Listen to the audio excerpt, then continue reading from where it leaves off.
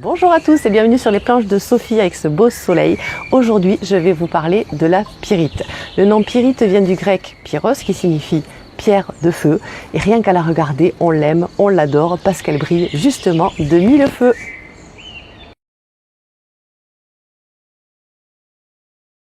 Elle est magnifique, elle brille de partout et on n'est pas les seuls à se laisser avoir par ce côté brillant parce qu'en fait elle a été surnommée l'or des fous, mais ça je vous en parlerai tout à l'heure.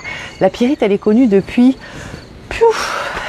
toujours parce qu'elle était déjà utilisée à la préhistoire, tout simplement parce que les hommes préhistoriques avaient compris qu'en la frottant contre du silex, eh bien il y avait des étincelles et donc du feu.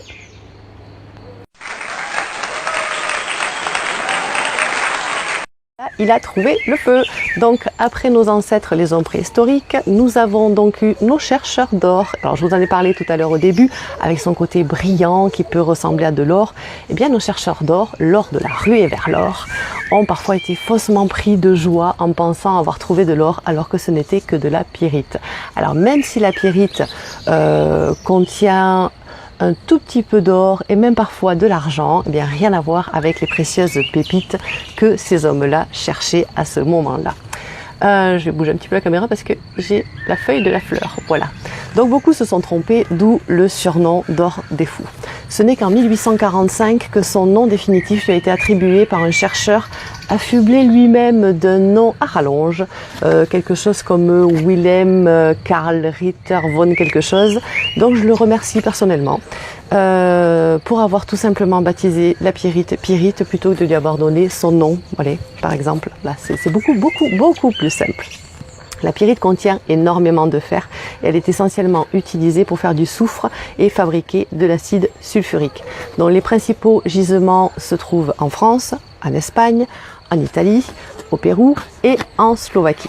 Passons maintenant à ses propriétés. Donc on a vu son histoire, un petit peu, voilà ce qui s'est passé pour elle tout au long, depuis les hommes préhistoriques. Maintenant, nous allons voir en quoi est-ce qu'elle nous fait du bien. Donc la pyrite, pour moi, elle a deux propriétés qui sont importantes, à savoir son côté purificateur des bronches et du système respiratoire. Dans les planches de Sophie, vous pouvez retrouver la pyrite sur les cartes poumon-bronche. Voilà. Et sur problèmes respiratoires. Et vous l'avez aussi pour ronflement. Quand on a des ronflements qui sont dus à un problème respiratoire, la pyrite est très bien. Et en ces temps là où on a un petit peu de mal à respirer, la pyrite en la posant sur vos poumons sera vraiment un bon allié. La deuxième propriété pour laquelle la pyrite est reconnue, c'est l'anémie. Donc on le voit aussi sur les planches de Sophie, grâce à sa teneur en fer. Et la pyrite est aussi conseillée pour lutter contre la fatigue et pour stimuler la mémoire. Sur un plan plus spirituel, on dit qu'elle aide à l'ancrage. En effet, lorsque la pyrite est chauffée et qu'elle atteint son point de fusion, elle se transforme en boulette magnétique. Donc avec cette image de fer, de feu, de boule magnétique, eh bien, la pyrite incarne les énergies positives de la Terre, les énergies positives terrestres qui nous aident à rester ancrés, qui nous aident à nous ancrer vraiment au sol.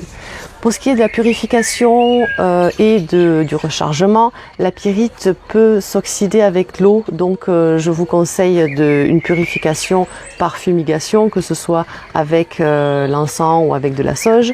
Et pour le rechargement, à ce moment-là, une geode de quartz sera vraiment parfaite. On parle aussi du soleil, mais plutôt soleil levant ou soleil couchant, pas au zénith parce que le soleil serait trop fort. Maintenant, moi personnellement, j'en sais trop rien. Effectivement, la geode de quartz, si vous avez la chance d'en avoir une, c'est l'idéal. Voilà les amis, une belle pierre pour illuminer votre souffle et vous ancrer, mais pas que ça, vous l'avez vu. Je vous remercie de m'avoir écouté, n'hésitez pas à partager, aimer et commenter et je vous dis à bientôt sur les planches de Sophie. Ciao!